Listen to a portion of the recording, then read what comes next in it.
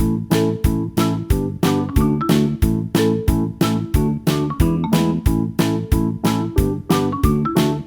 बच्चों, कैसे हैं आप सभी। मैं उम्मीद करती हूँ सभी लोग स्वस्थ और प्रसन्न होंगे। आज हम हमारा पाठ कहानी लेखन यानी स्टोरी राइटिंग को पढ़ेंगे और समझेंगे, जो हम सबको बहुत अच्छा लगता है। आइए शुरू करते हैं इस पाठ।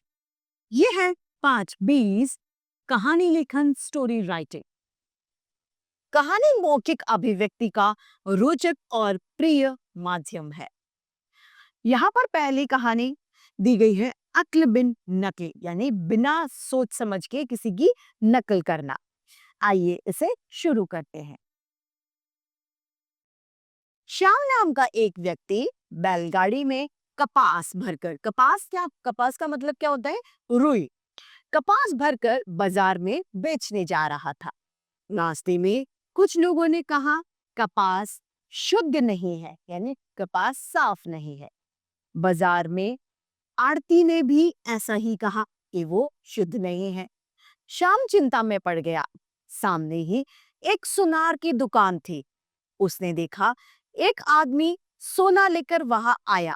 वह सुनार से बोला, यह अशुद्ध सोना है, इस अशुद्ध सोने को शुद्ध करके मुझे दे दो। सुनार ने सोने को जलती आग में डाला और उसे साफ करने लग गया। कुछ समय बाद सोना बिल्कुल शुद्ध यानी साफ हो गया।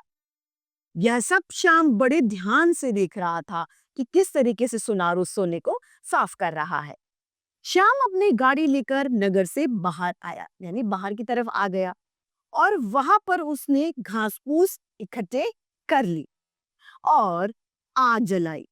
फिर उसने उस जलती हुई आग में अपनी सारी कपास फेंक दी। अब कपास तो रुई थी। जैसे ही उसने उसको रुई को आग में डाला तो एकदम वो जलकर नष्ट हो गई, यानी सारी राख बन गई। श्याम अपनी मूर्खता पर यानी अपनी बेवकूफी पर पछताने लगा। इस प्रकार श्याम ने दूसरे व्यक्ति की नकल करके अपना सारा कपास जला लिया और अपना स्वयं का इतना बड़ा नुकसान कर बैठा। तो इससे हमें क्या सीख मिलती है कि हमें कभी भी बिना सोचे समझे किसी की नकल नहीं करनी चाहिए। दूसरी कहानी है कपट का फल, यानी धोखे का फल। एक बार की बात है कि एक गीदड़ घूमता फिरता शहर में चला गया। वहां उसे शहर के कुत्तों ने देख लिया। वे उसकी ओर बड़ी तीव्रता से यानी बड़ी तेजी से भागे। उन्हें अपनी ओर आता हुआ देखकर वो गिदड़ जान बचाने के लिए फिर भागा। भागता भागता वह नीले रंग के टब में जाकर गिर गया। अब उसका भी कलर कैसा हो गया, उसका रंग भी नीला हो गया। बहुत कोशिश करने पर वह टब से बाहर निकला। उसने देखा कि अब उसका रंग नीला हो गया है। रंग चढ़ने से वो अनोखा यानी अजीब सा नजर आने लग गया था। उसने सोचा कि अब मैं इस रूप का लाभ क्यों ना उठाऊं। वह वापस जंगल की ओर भाग गया। जंगल में पहुंचकर कुछ जानवरों को इकट्ठा किया। उसने जानवरों को कहा, आज रात जंगल देवी ने मुझे जंगल का राजा बना दिया है, अतः आज से सभी जानवर मेरी आज्ञा का पालन करेंगे।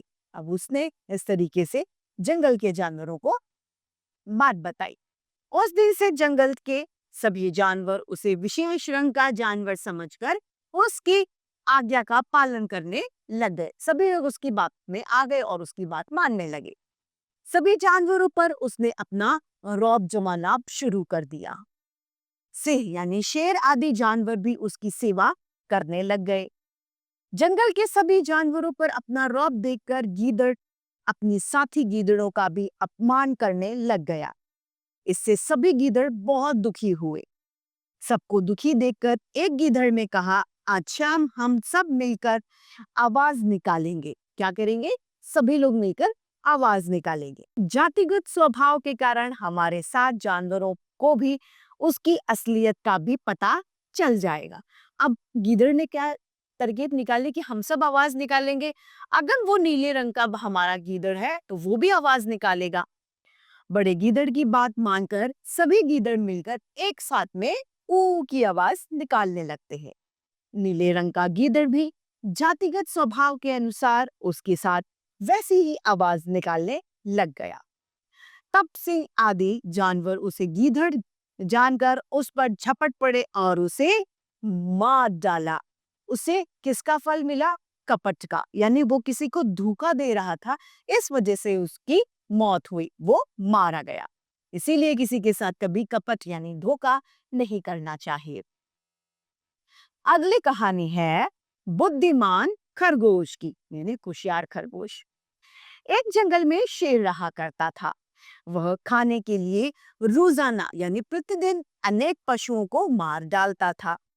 जंगल के सभी जानवरों को अपना शिकार होते हुए देखकर बहुत चिंता होती थी।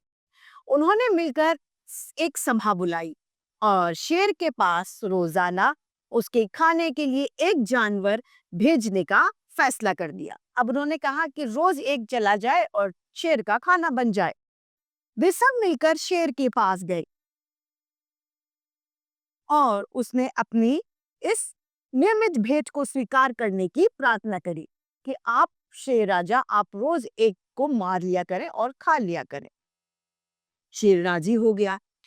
रोज एक जानवर उसके भोजन के लिए जाने लग गया। एक दिन चतुर खरगोश की बारी आई। रास्ते में अपने बचाव का उपाय सोचने लगा। अब शेर के सामने जाता तो खरगोश मारा जाता। वो रास्ते भर अपनी जान कैसे बचाए इसके लिए तरकीब सोचता गया। वो शेर के पास जानबूझकर देर से पहुंचा। शेर को गुस्सा आ गया। उसने खरगोश से देर से आने का कारण पूछा कि भाई तुम देर से क्यों आए हो? खरगोश ने कहा, रास्ते में मुझे एक दूसरे शेर ने रोक लिया था। वह अपने आप को जंगल का राजा बता रहा था। यह सुनकर शेर का गुस्सा और बढ़ गया। वह तुरंत खरगोश के साथ उस दूसरे शेर को मारने के लिए चल पड़ा। खरगोश ने शेर को एक गहरे कुएं के पास ले जाकर दिखाया। उसने पानी में अपनी परछाई देखी। जब शेर कुएं के अंदर झांका तो शेर को उसकी परछाई दिखाई दी। शेर ने सोचा, हाँ सच में कुएं में एक दूसरा शेर है। अपनी परछाई को दूसरा शेर समझकर वह जोर से चिल्लाया, दूर से दहाड़ा। वही गर्जन कुएं में से फिर से वापस लौट के आई। कुएं से गर्जन सुनकर उसे दूसरा शेर समझकर उसे मारने के लिए शेर कुएं में कूद पड़ा। पानी गहरा था। शेर उसमें डूबकर मर गया। इस प्रकार बुद्धिमान खरगोश ने अपनी और अपने साथियों की जान बचा ली। तो इस कहानी से हमें क्या शिक्षा मिलती है कि कितनी ही परेशानी क्यों ना आए, संकट कितना ही बड़ा क्यों ना हो, यदि हम बुद्धिमानी से काम करें तो उसका हल निकल ही आता है। तो इसी के साथ हमारा ये पाठ कहानी लेखन समाप्त होता है और उम्मीद करती हूँ सभी को इस पाठ में बड़ा मजा आया होगा। तो आज के लिए इतना ही, फिर मिलते हैं। धन्यवाद।